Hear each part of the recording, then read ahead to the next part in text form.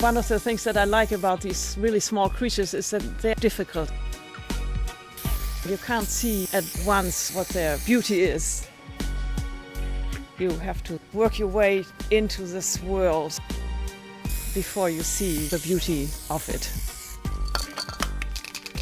Some scientists have dedicated their lives to the study of microscopic creatures who live in the deepest parts of the ocean. It's a world that will astound you.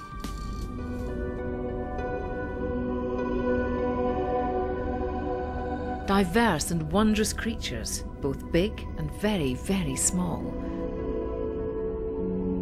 Survive and thrive where sunlight never reaches, where temperatures are near freezing, and where water pressure is enough to instantly crush a human skull. On an icebreaker crossing the Arctic Ocean, an international team of scientists are part of the most ambitious initiative in the history of marine science. We have the goal to describe 500 new species from the deep sea. This historic initiative is called the Census of Marine Life. It's a 10-year mission to produce the most comprehensive survey ever of ocean life diversity. It's a mixture of adventure and long hours of patience. You have to wait for about 3 or 4 hours before it reaches the bottom. And the bottom is 5 kilometers down. Marine biologists are hoping to discover hundreds of new species of all sizes. Creatures that have never before been seen with human eyes. The first time that you are sure that you have discovered a new organism, this is a very special moment. This study will also help scientists begin to understand how climate change may affect the ecosystems where these creatures live in the ocean abyss. Many scientists concede that we probably know more about Mars than about life on the ocean floor. Most of the deep ocean floor is covered in mud, but it's mud teeming with life. In fact, deep ocean mud is one of the most pervasive habitats on Earth. The microscopic creatures who live there are remarkable for their diversity of appearance and ingenious survival strategies. If you go to the deep sea like we are having here, 99% of the species are unknown. While some of the work begins on the ship, most of it takes place when scientists get back to their labs on land. Wilhelmshaven, Germany, is home of the Senckenberg Institute, where much of the follow-up study of deep-sea microorganisms takes place. And when you go to dive to get material, the first thing you want is to come back to the lab and go straight to the microscope and see what you had. One expedition may return with enough deep-sea samples to keep scientists busy for years. A high-speed centrifuge helps to separate the organisms from the rest of the sediment.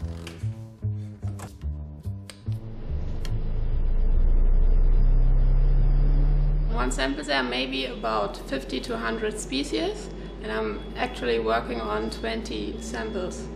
So I have the next month to work through it. You always have butterflies in your belly just to see what you have in your samples. That's good. The latest catch of microscopic creatures then get divvied up among specialists according to the class of creatures they appear to belong to. At Senckenberg, there are specialists for polychaetes, nematodes, and copepods. Copepods may be microscopic, but they have the appearance of crustaceans, like shrimps and lobsters. Along the body, they also have chemical receptors. They can recognize if it's food or a partner, or they can run away if it's a predator. Chemicals emitted by the female copepod are thought to leave a trail for the male to follow. Their antennae can both sense an approaching predator and provide a means of propulsion. The primary food source for copepods and most other microscopic creatures on the sea bottom is called marine snow. Marine snow is particles of decaying organic matter, mostly from dead fish, which slowly drifts to the bottom.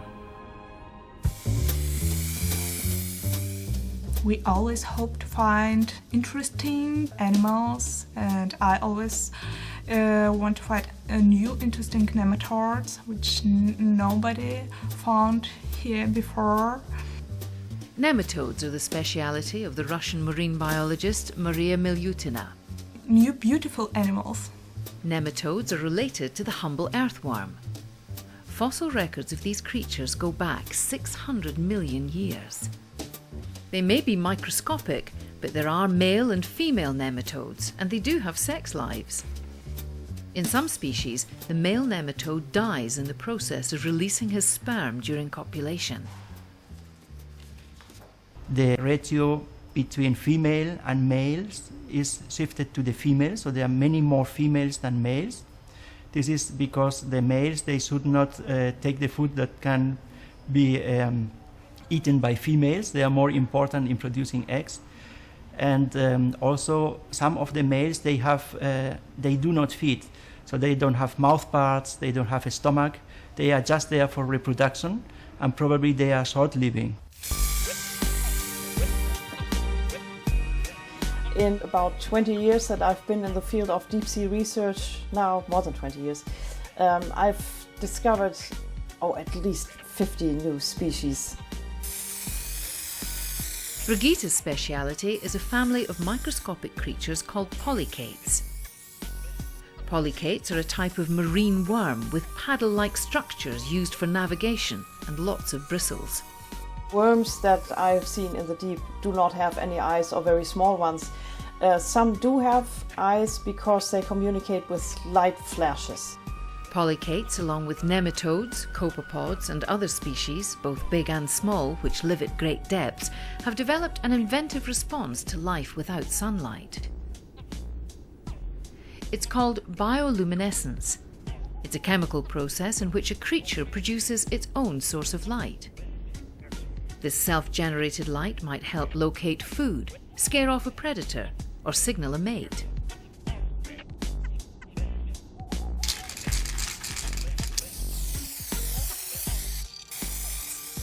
This is one of the paddle-shaped feet, and these are the bristles coming off, and this is an internal bristle that keeps the foot rigid.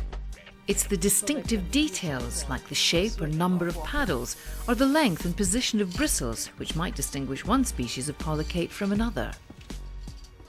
There have been different theories about the origins of deep-sea species.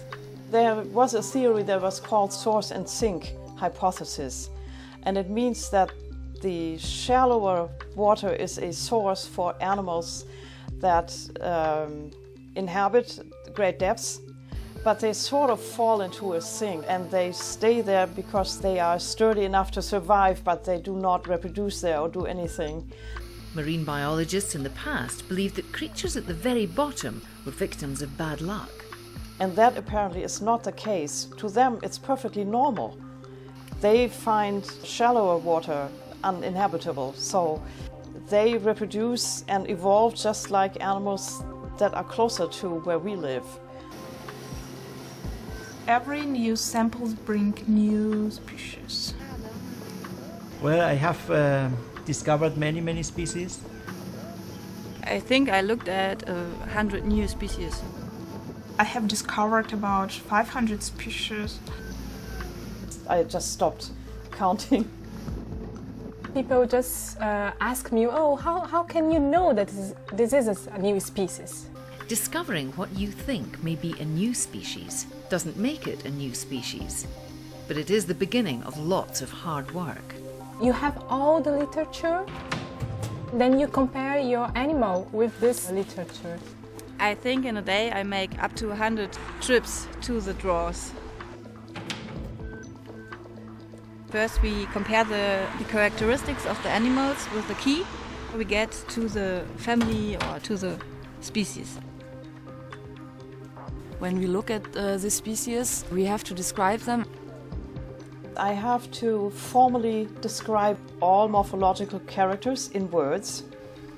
For us to write in this scientific English. And then we draw them. Drawings by hand are still considered to have more detail and clarity than most photographs. But photos are also taken.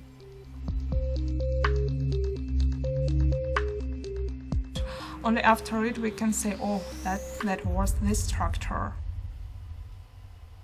Then, with all this information, you write a paper. An article is published. It's officially, we can name it officially a new species. Just to inform everybody that there is a new species. And if you've gone through all the trouble of discovering and describing a new species, you get to name it.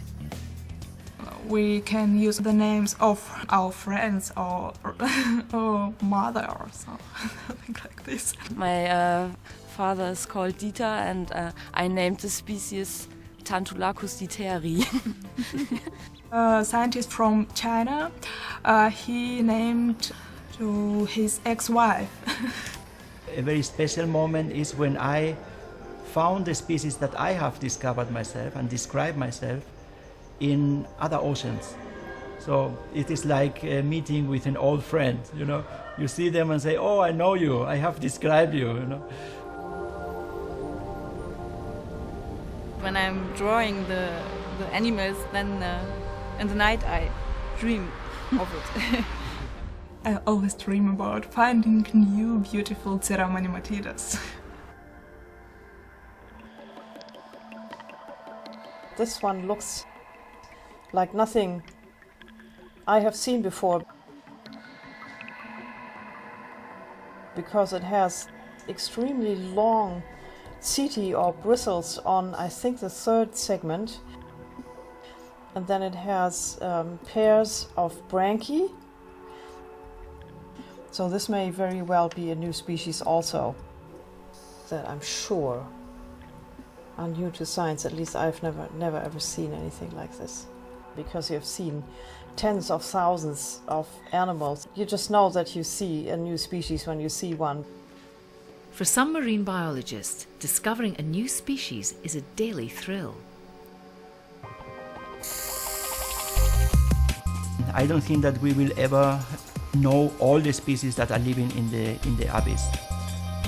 There's lots of diverse life in almost every condition that we can think of, and some that we can't think of yet because we haven't discovered them yet. We had the goal to describe 500 new species from the deep sea, and until now we have described about 400, so there is still 100 species to go. We are confident that we will reach the goal.